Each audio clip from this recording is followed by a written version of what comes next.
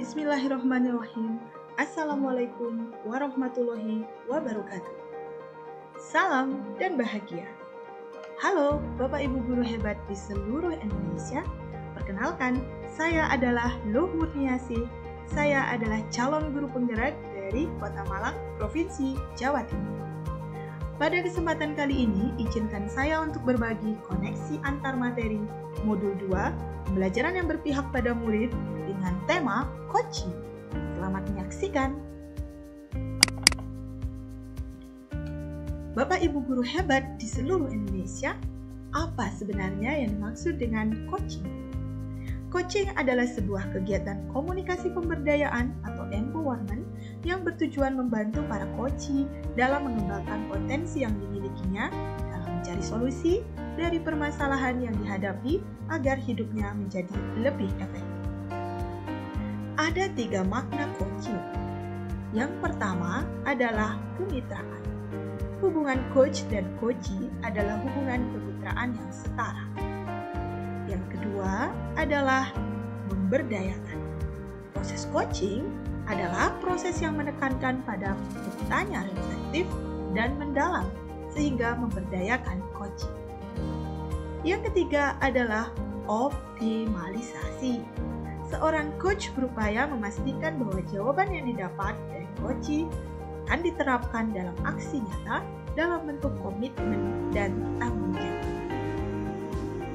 Nah, Bapak Ibu guru hebat, International Coach Federation memberikan acuan mengenai 4 kelompok kompetensi dasar bagi seorang coach, yaitu yang pertama adalah keterampilan membangun dasar proses coaching, yang kedua adalah keterampilan berkomunikasi, yang ketiga adalah keterampilan membangun hubungan baik, dan yang keempat adalah keterampilan memfasilitasi pembelajaran.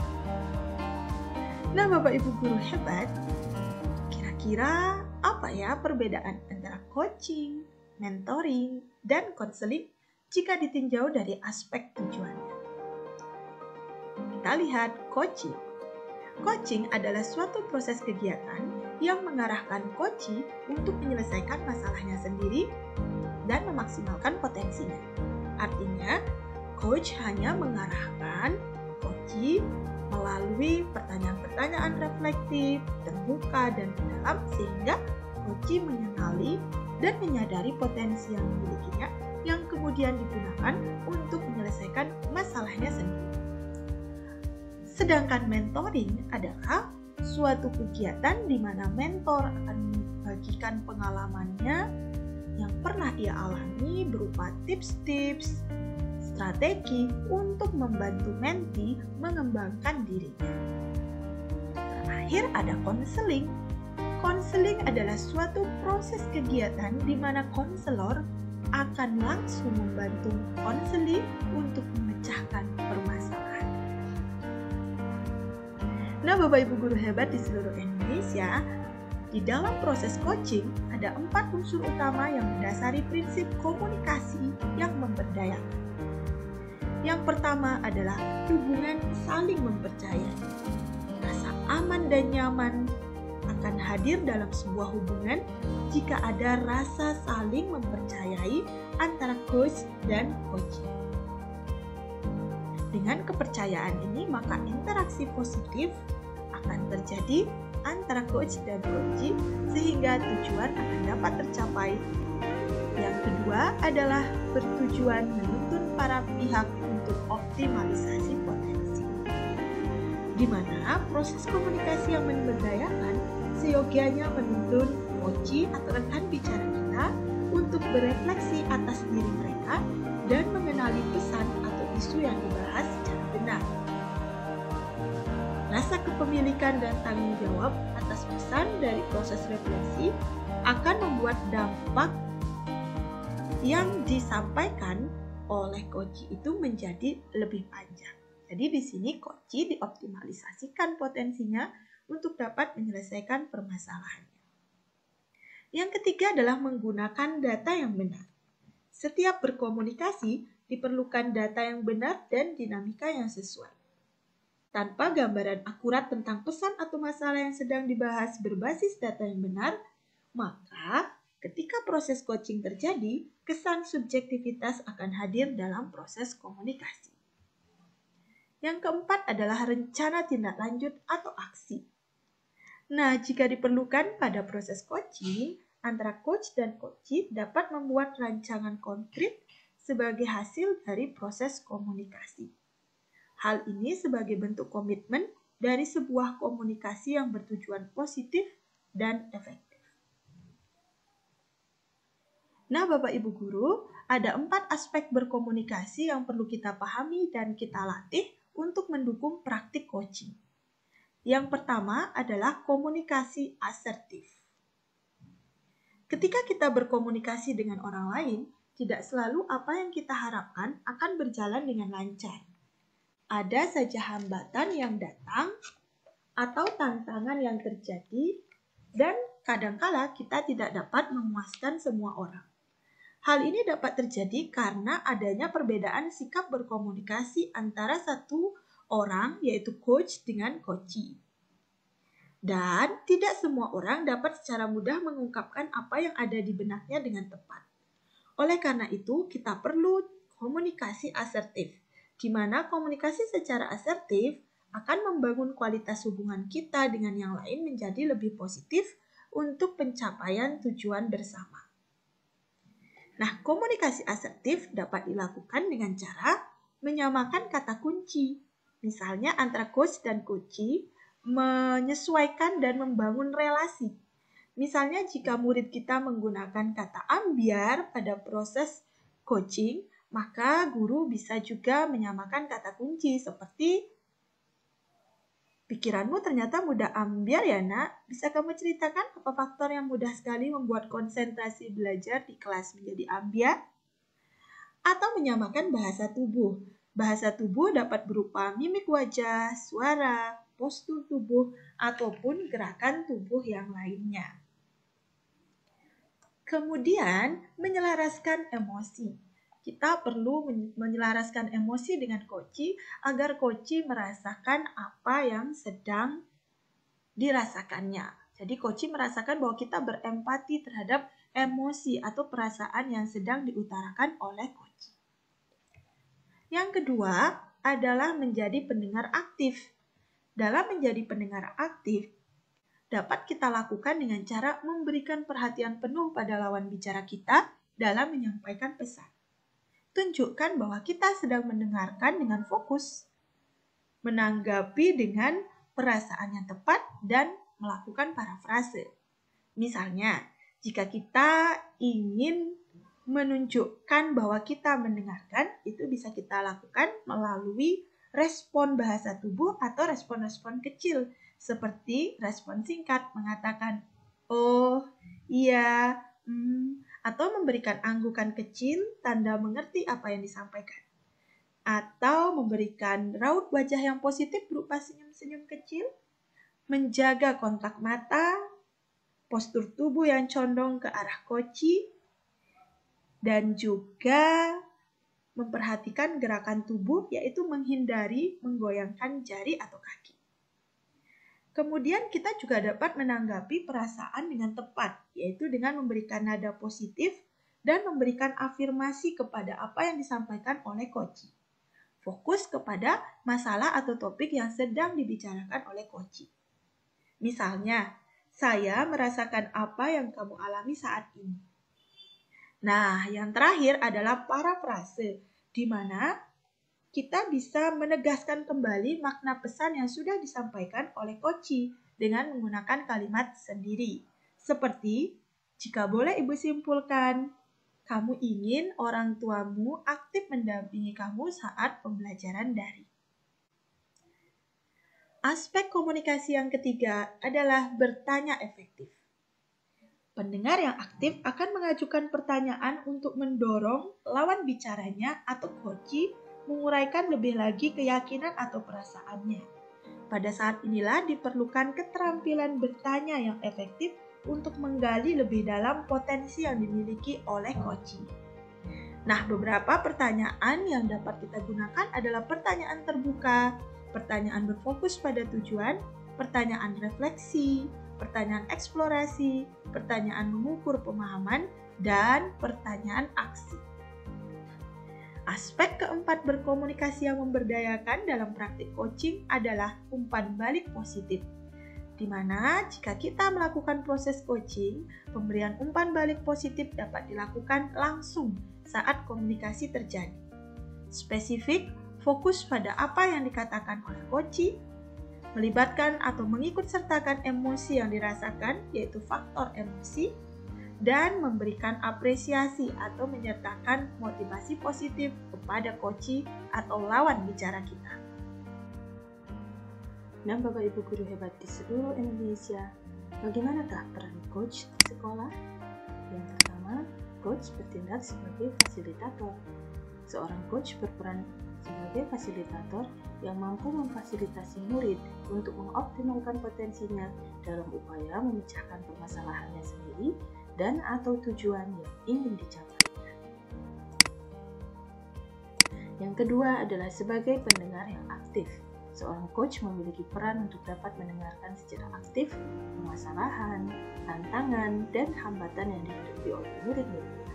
Seorang coach yang baik akan mendengar lebih banyak dibandingkan berbicara. Yang ketiga adalah inspirator. Seorang coach menginspirasi murid-muridnya atau coachee untuk menemukan jawaban-jawaban sendiri melalui pemberian pertanyaan-pertanyaan reflektif dan mendalam sehingga murid mampu memecahkan permasalahan dengan potensinya sendiri atau mencapai tujuan yang ingin dicapainya sesuai kompetensi yang dimilikinya. Yang terakhir, peran coach adalah sebagai penuntun, yaitu seorang coach menuntun murid-muridnya atau coachee untuk mengenali dan menyadari potensi atau kekuatan dirinya sehingga dapat diberdayakan untuk menemukan jawaban sendiri dari permasalahan yang dihadapi atau ingin mencapai tujuan sesuai kompetensinya. Jadi, coach sangat berperan penting di sekolah dalam rangka menciptakan budaya positif, menuntun tumbuh kembang anak untuk berkembang sesuai dengan potensi dan kodratnya masing-masing. Nah, Bapak Ibu guru hebat di seluruh Indonesia, berikut adalah koneksi atau keterkaitan antar materi 2.3 coaching dengan 2.1 pembelajaran berdiferensiasi dan 2.2 pembelajaran sosial emosional. Jika kita dilihat bahwa coaching adalah suatu proses menuntun atau mengarahkan murid untuk mengembangkan potensinya, baik itu untuk mencapai tujuan yang ingin dicapainya atau untuk memecahkan permasalahannya, maka ini erat kaitannya dengan pembelajaran berdiferensiasi. Pembelajaran berdiferensiasi adalah proses pembelajaran yang memenuhi kebutuhan belajar setiap individu. Proses pembelajaran didasarkan pada aspek kesiapan belajar, minat belajar, dan profil murid. Proses coaching menjadi salah satu cara untuk menggali potensi yang dimiliki oleh murid dalam proses pembelajaran. Bahkan, proses coaching dapat kita gunakan sebagai salah satu cara untuk memetakan potensi yang dimiliki oleh murid, baik itu dari kesiapan belajarnya, minat belajar, maupun profil murid dalam hal gaya belajar. Potensi guru sebagai coaching juga sangat penting untuk mengarahkan murid dalam pemecahan masalah.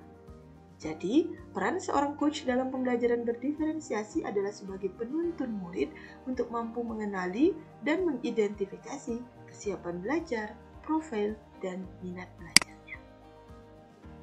Sementara keterkaitan antara coaching dengan pembelajaran sosial emosional adalah pembelajaran sosial emosional bertujuan untuk memberikan pemahaman, penghayatan, dan kemampuan untuk mengelola emosi, menetapkan dan mencapai tujuan positif, merasakan dan menunjukkan empati kepada orang lain, membangun dan mempertahankan hubungan yang positif, serta membuat keputusan yang bertanggung jawab. Dalam hal ini, peran coach sangat penting di dalam mewujudkan pembelajaran atau kompetensi sosial emosional di dalam diri seorang murid.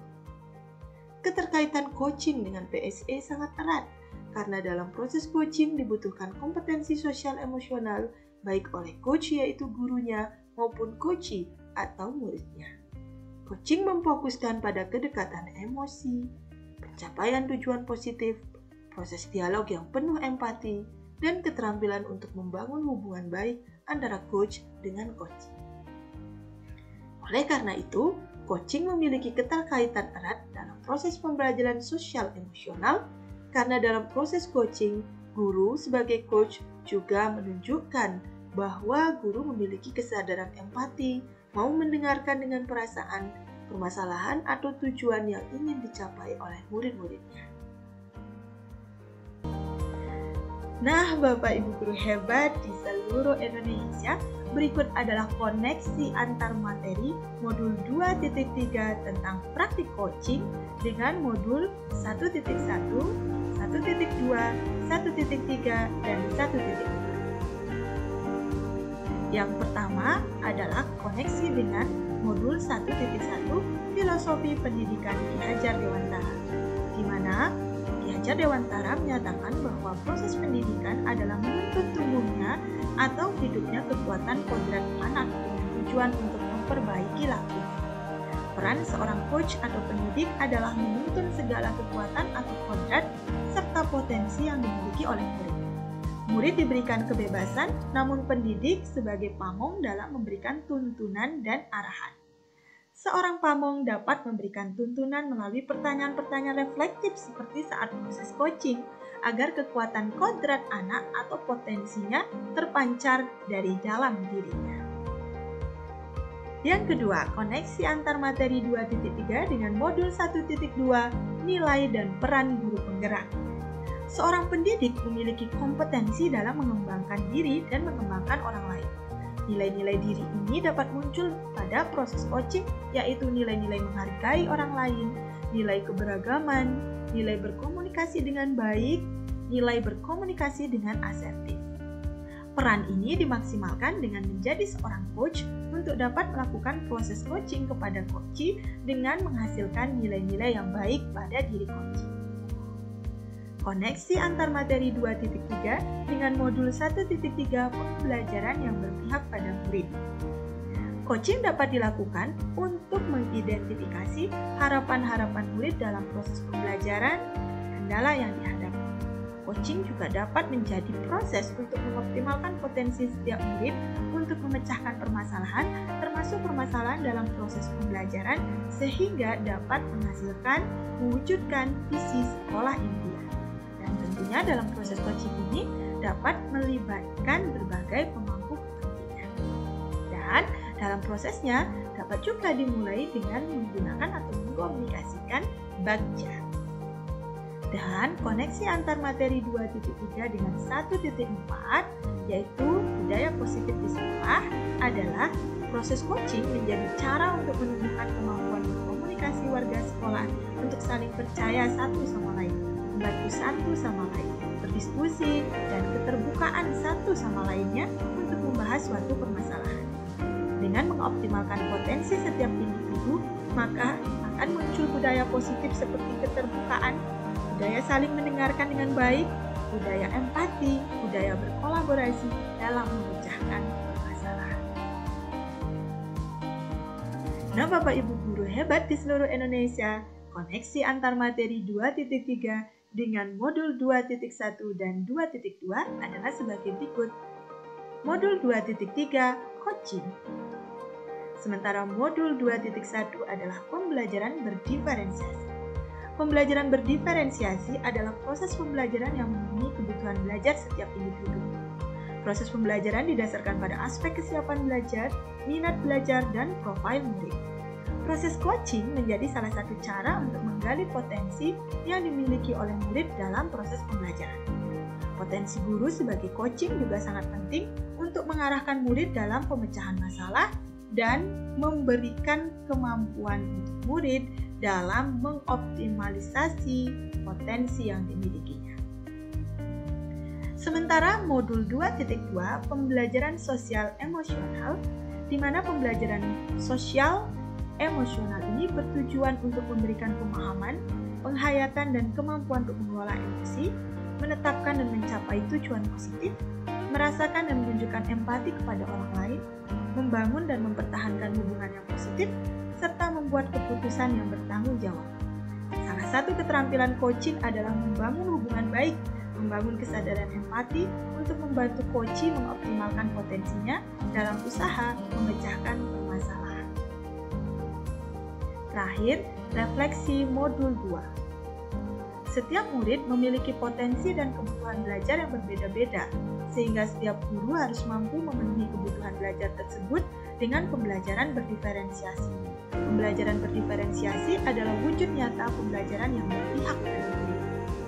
Dalam penerapan pembelajaran berdiferensiasi, murid tidak hanya mampu mencapai kompetensi yang diharapkan, tetapi juga mampu memiliki kompetensi sosial emosional, mulai dari kesadaran diri, pengelolaan diri, kesadaran sosial, resiliensi, dan pengambilan keputusan yang bertanggung jawab agar mampu memaksimalkan potensi yang dimilikinya sehingga tercapai well-being seorang murid. Untuk dapat mengenali, memetakan murid berdasarkan kesiapan belajar, profil, dan gaya belajar murid, maka kemampuan berkomunikasi asertif dan menjadi pendengar yang aktif sangat diperlukan agar terjadi proses interaksi positif antara guru dan murid. Proses komunikasi dan interaksi ini dapat dilakukan dengan praktik coaching, sehingga guru mampu mengoptimalkan potensi murid agar dapat memecahkan permasalahannya sendiri. Baik pembelajaran berdiferensiasi, pembelajaran berbasis kompetensi sosial emosional, dan kemampuan melakukan coaching adalah proses penting yang dilakukan oleh guru yang mengarah pada perwujudan pembelajaran yang berpihak pada murid dan memerdekakan murid. Sejatinya mendidik itu bukan hanya urusan pikiran dan pengetahuan, tetapi juga urusan hati, rasa, dan keterampilan. Terima kasih Bapak Ibu guru hebat di seluruh Indonesia. Semoga koneksi antar materi modul 2.3 ini bermanfaat bagi kemajuan pendidikan Indonesia.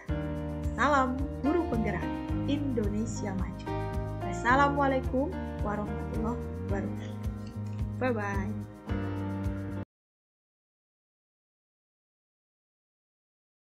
Dengan lebih